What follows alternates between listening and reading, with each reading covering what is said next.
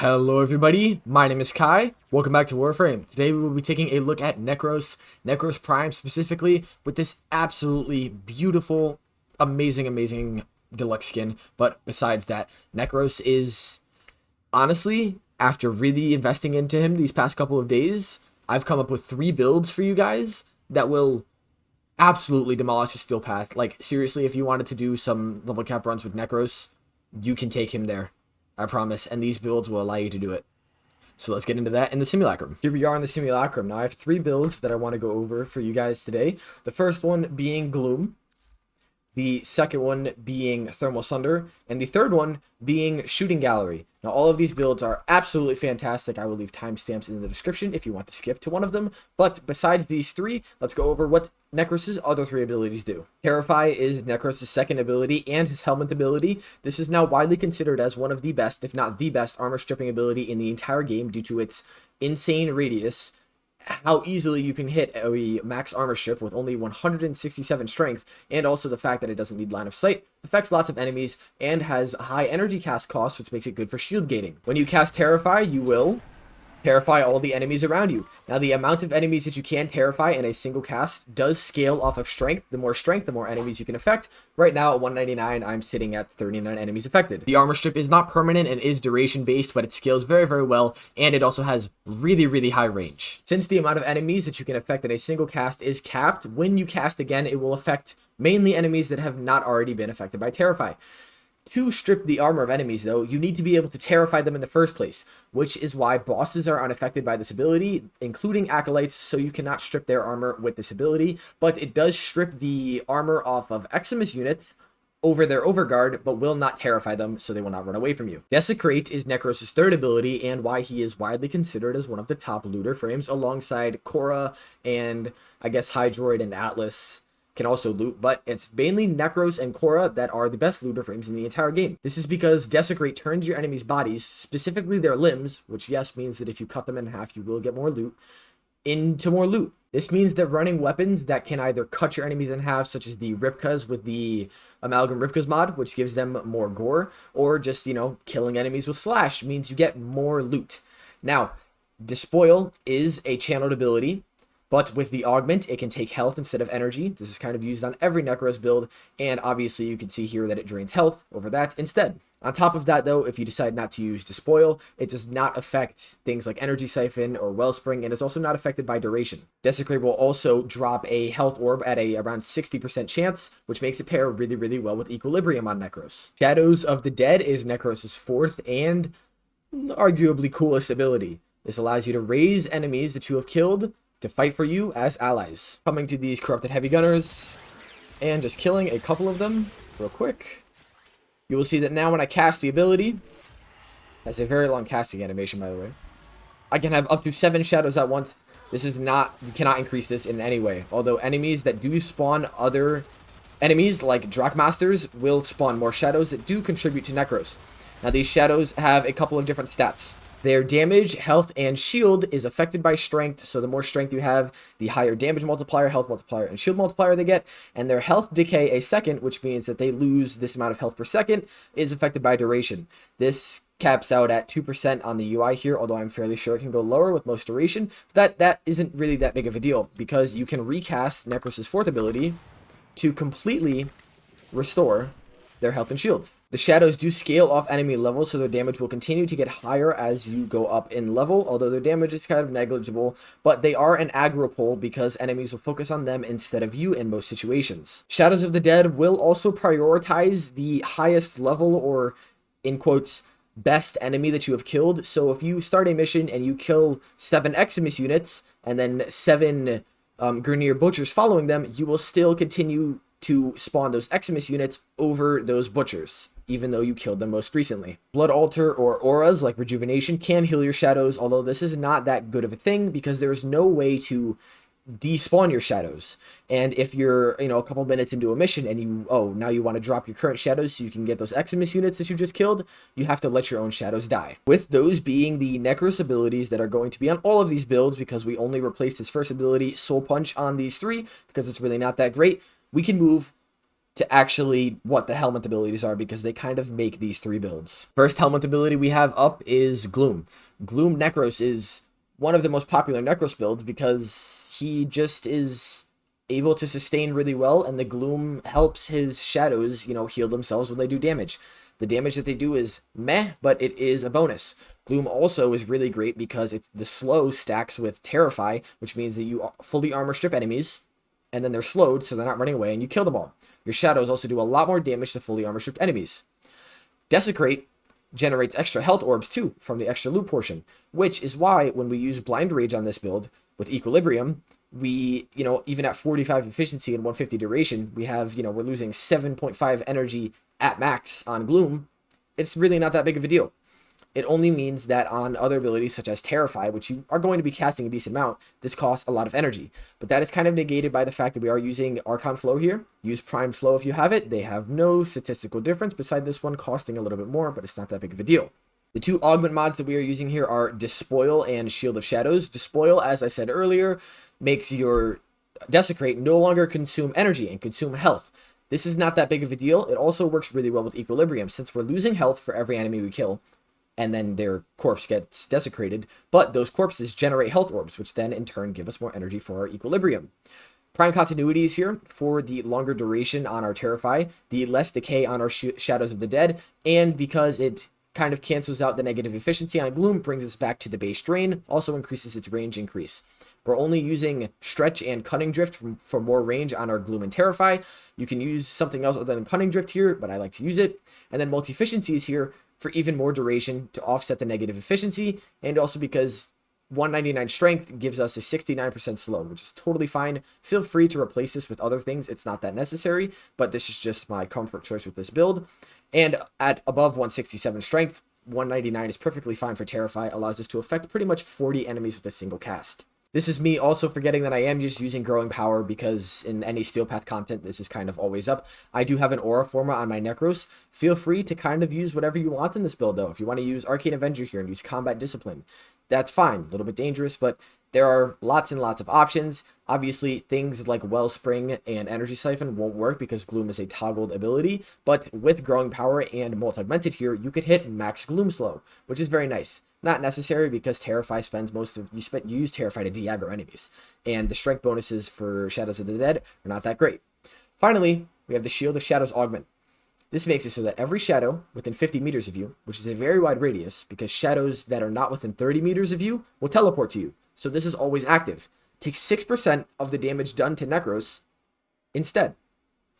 This is counteracted by the fact that shadows can heal themselves with Gloom, and also that this basically functions like adaptation except on crack because it scales with strength. So right now, the 7 shadows that we have, we are just redirecting 77% of our damage back to them.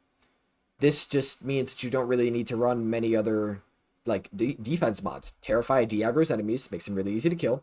Gloom slows them down.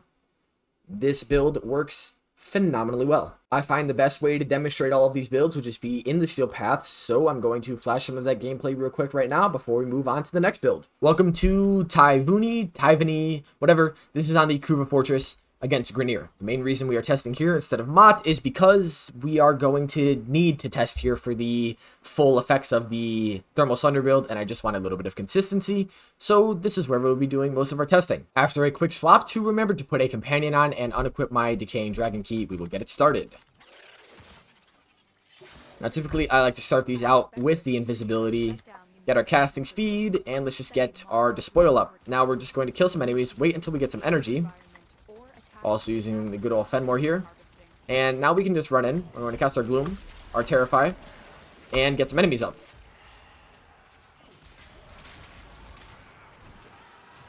Let's get our Fenmore into Incarnate mode, and we'll just armor ship these enemies. I mean, I don't even really need the armor ship because the Fenmore is so good, but, you know, this build is just ultimate comfort. If I find a better spot to do this... Is here, but you see that, you know, the range of damage redirection we get on our shadows is super, very, very high. And then if I want to refill their health, I just do that. And then they teleport to you when you do that too, which is really useful for if I, you know, want to move around a little bit, and then I just pop this, and then they come back to me. Pop Terrify again, get that casting speed, and yeah, You never need to uncast Gloom. You never need to uncast your Desecrate, and it is just, this is possibly one of the most comfortable, most OP builds. You have Slow, you have Armor Strip, you have an army fighting for you that are also giving you damage redirection. Literally the only thing that could possibly make Nekros better on this build is if it came with a damaging ability, like a room-wide AoE nuke. But that's why we have the other ones to show you. I'm also using the Glaive Prime because it's really great to deal with Acolytes, which is something that this build cannot do with the Fenmore and stuff. The Glaive Prime is also just really good in general. Alright, with an Acolyte deciding to spawn now, it is actually Violence, so we'll put my word to the test of whether or not we can kill him quick enough. Yeah, I don't know where he is because I have all these red markers on my screen. That's not fantastic. Although he should be slowed. And I don't even know where he is. Is that him? It is. You know, even with him silencing us, it's really not that big of a deal. Because now we just got our Gloom back up. Cast our Terrify. Get Desecrate up. And our Shadows come right back when we just respawn them like this. Even stronger now because I've killed some other Xmas units. Y'all can see the plain power of this build. Really ain't much else to say. Moving on to our next build, if that last one didn't impress you enough, we have Thermal Sunder, Terrify, Nuke Nekros. This is a heavy cast build because you are mainly killing with your Thermal Sunder through the armor removal of Terrify and the insane damage that this ability does when you build it in the right way. So let's go over it. Compared to the last build, this is a shield gating build. We are actually not able to fully shield gate in a single cast of either Thermal Sunder or Terrify. That is because this is such a cast heavy build that running, you know, such low efficiency would absolutely just, it would drain our energy so very fast. So there is no room for that. There's also no room for flow on this build, which means that I 100% recommend you use 2 Azure Archon Shards here, Tau Forged or not, to give you a higher energy max. This is almost necessary for this build. If you had to not run any of these mods here, the build would not necessarily work. So I 100% recommend that alongside Arcane Energize and whatever rank you have. You need to use this. But moving on to the actual build and its helmet ability, Thermal Sunder is Gauss's helmet. Obviously, we have it here on Nekros. Now, this ability is good, but we can scale it a lot better through the use of the Archon Vitality mod. This is downranked because it doesn't need to be any higher than this because the secondary effect does not scale with the rank. Status effects from abilities that deal heat damage will be applied twice. This essentially doubles the damage of your Thermal Sunder because on cast of Thermal Sunder, if you have it swapped in the settings, so you only need to tap it, not the cold one, the heat one, you will just do double the heat damage. This is great because of a mechanic in Warframe called Heat Inherit. Now, you obviously cannot put Bane mods on abilities, but the heat status effect works a little bit differently, and this is a little confusing. You might want to Google this if you're not convinced enough from this video on how it works. The simplest way to show this to you guys is to just demonstrate it. But first, I will start with that you can use a weapon modded for heat, such as the Epitaph and Viral secondary, but mainly for heat, that also has a Bane mod applied to it, because that is multiplicative damage. Now, that first heat status effect that we apply to the target is going to be from the Epitaph, which is buffed with the damage of our Bane, our other mods, multi-shot, stuff like that. So, that means that if we first just armor strip these enemies, and now, if we apply the heat status with our Bane to all of them, and Thermal Sunder nuke, you will see that the damage is very high. What I actually want you to know right now is that I was not using a corrupted Bane mod there, because I actually don't have one for my pistol. If you had a corrupted Bane mod there, you would be one-shotting them. I'm going to show this with Grenier, but let's go over the build real quick before we do that. Looking at our Nekros before we look at our Epitaph, which is how we will be applying the first heat stack.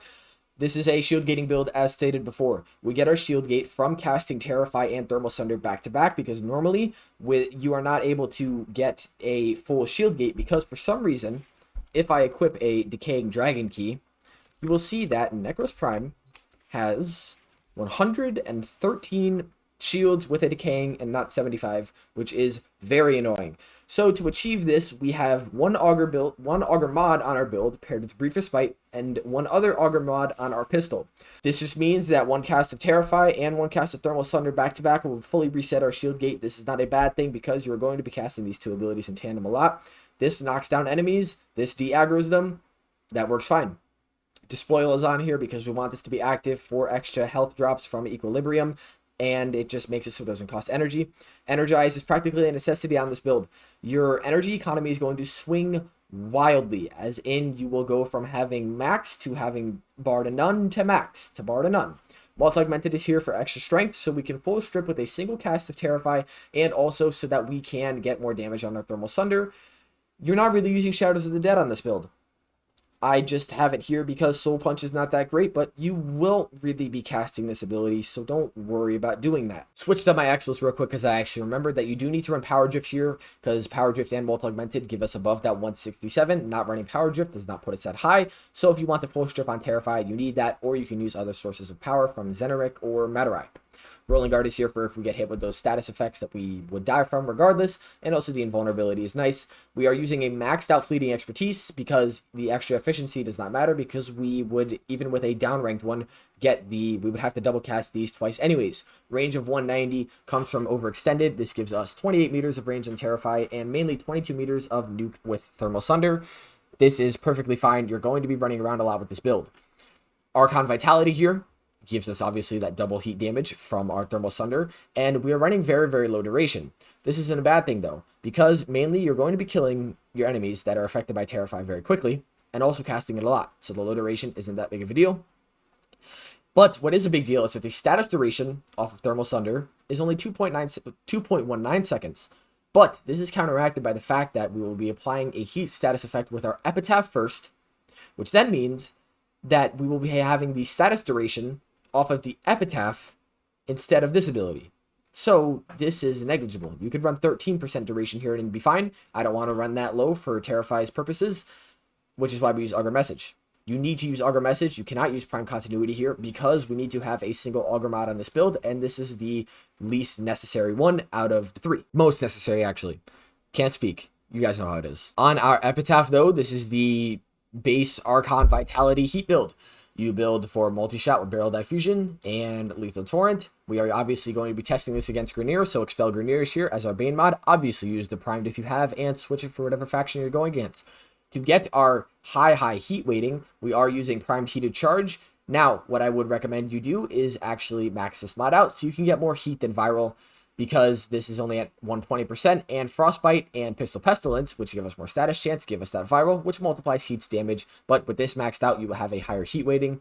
Augur Seeker is here instead of Augur Pact because the extra damage is not necessary, and the longer status duration is good to counteract the negative effects of negative duration on our Thermal Sunder. Anemic Agility, just so we can spam this. The negative damage is not a bad thing at all, just because I think Lethal Torrent doesn't give enough of a fire rate bonus. Use Metarai again because that casting speed is very, very nice, because Terrify takes a little bit too long to cast, in my opinion. Let's go try this build out in the Steel Path, why don't we? Alright, getting right into the thick of it here, because this build does take a little while to build up. So what I recommend you do, obviously you see that I have to primal these enemies beforehand to really get the effects of the heat inherit, but you just armor strip, and then you cast your Terrify, or your Thermal Sunder. What I recommend you do before you have full multi-augmented stacks built up is you actually use Matarai's Sling Strength buff, because it's going to help a lot. Obviously, you know, the energy seems like it's going to drain really, really quickly here, but it's not that big of a deal as because we're running Equilibrium and our Desecrate is always up. To really get the damage on enemies, you need to be priming them. So we come to this group of enemies right here. We'll even group them a little bit. We group them, cast that, and then use that, and you know, it's a very, very active ability kill playstyle, and it requires a lot of setup, but it's really fun to just nuke everything with this. Seriously, I really enjoy this Nekros build. It's dangerous though, like I'll give it to you. It is a dangerous one, and it has a lot of moving parts. Obviously, once you build up those multi-augmented stacks, not having to use Matarai for the Sling Strength buff is going to help. As you can see here, it is a little bit stressful to keep on top of all of it. Not as comfy as the other ones, but oh, is it fun to just run into a group of enemies, hit them with this, and oh, almost died there because I don't have Prime sure-footed, but regardless, you guys can see the clear strength of this. And then Acolytes is literally just a matter of using the Glaive Prime to just kill them because the Glaive Prime is super strong. But besides that, you just run around. You prime your enemies, you hit them with this. Most optimized? No. Is it sure fun, though? Yes, it is, and I will stand by that. Again, you don't really use your shadows on this build because they don't really attribute much to this playstyle. Groups of enemies here, and boom, nuclear thermal Sunder. It is a lot of in and out of your operator because you want that cast speed buff, and before you know you really get your multi-augmented stacks up there, you need to sometimes get the sling strength buff. Very, very active playstyle. Trust me, you will like it though if this is how you like to play Warframe, and it is how I like to play the game, which is why I use it. One more demonstration. Let's just group these enemies, actually. We prime them all. We armor strip. Let's just full strip, and we thermal Sunder nuke. Fantastic. Moving on from our caster Nekros build, we are moving to my probably favorite build because this one is a little unique and I haven't seen this done anywhere else before. Shooting Gallery on Nekros using the Muzzle Flash Augment. And yeah, the first thing you might notice is that this is a triple augment build. Is this a bad thing? No, not really. All of these are really good. But why are they really good? One, Despoil is on every Nekros build. Shield of Shadows here is because this is a Shadows build. Because the Muzzle Flash Augment, after 6 kill assists by a player with Shooting Gallery, Mesa's next shot will blind enemies within 12 meters for 6 seconds. Normally, you need to play in a team for this augment to have any use. But Nekros' shadows count as other players under the effects of Shooting Gallery. Which means that if the shadows are shooting things, you have pretty much an infinite blind because you have 7 things that are always shooting, building for high range and good duration because it scales, gives us a 30-meter blind every couple of seconds that lasts for 9 seconds. Shooting Gallery is also a damage buff that makes it so that enemies' weapons don't work. This is the ultimate CC paired with Terrify, which, once we stack up our multi-augmented, gives us a full strip.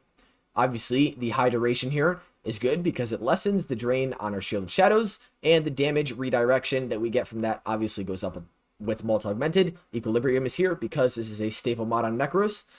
Growing Power also brings us way, way above the cap, gives us more damage than this. They get more damage. Terrify just gets to affect more enemies.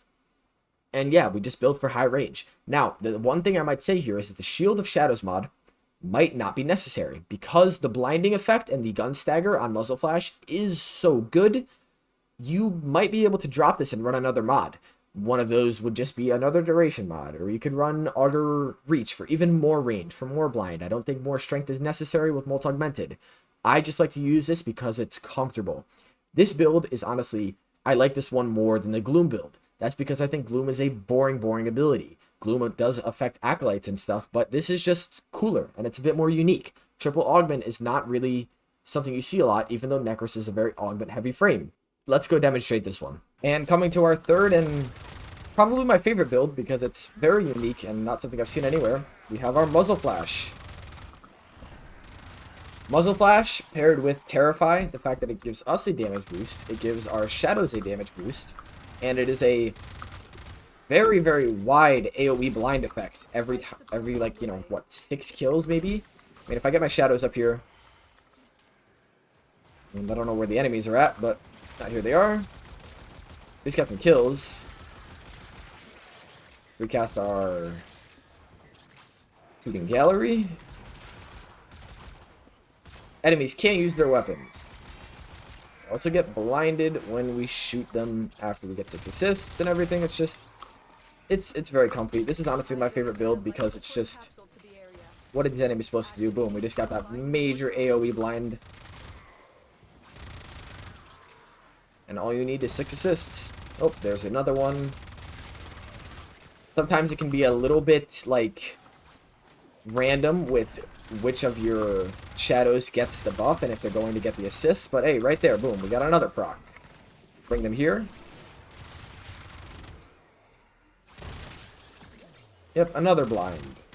On top of them not being able to use their weapons, us getting a damage buff, having the 90% AoE, or 90% damage reduction in general, they also get blinded.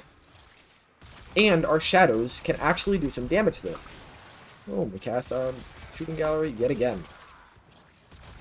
I mean, these three Nekros builds just kind of demolish all of the steel path. And, you know, the energy economy can, like, swing sometimes, but that's because we're running Equilibrium on high drain abilities. So, hey, man. If this hasn't proved to you that Nekros is one of the strongest frames in the game, besides him having what some people like to say a couple flaws, even though after the changes to his Terrify, I honestly don't really see them. I don't really know what to tell you, because, yeah. The blinding animation that they do is also slowed by Terrify if you use its augment. I'm not here because it's not necessary, but like if you really want maximum CC, you can do that. And that would just make this build even crazier. That's going to be it for this video on Nekros Prime, everybody. This is one of the most extensive videos I think I've actually ever done. I don't really showcase 3 builds in a single video, but I came up with these 3. And, you know, especially the muzzle flash one. I just find that I don't think anybody else has done that, and thought I'd really want to share these with you guys, because the Thermal Sunder, the Gloom, and the muzzle flash are all really, really strong, and Nekros is really strong. I also absolutely love how this frame looks, especially with this Cyandana. It is very cool. But besides that, I just want to thank you guys again for all the support that you guys have been giving to me on all my videos. I hit 1.6. My Not a Rook video has been going off, and I really appreciate it. You guys do a lot for me, and if you are watching this when it has been uploaded, I will be live, so go head over to the channel, come chill, I play with some viewers, I'll be using this Nekros build, some core builds, and yeah, expect more to come, because I'm staying on that grind, because I love making content for you guys, and I am happy to hear that you guys are enjoying it. So I will see everybody in the next one. Peace!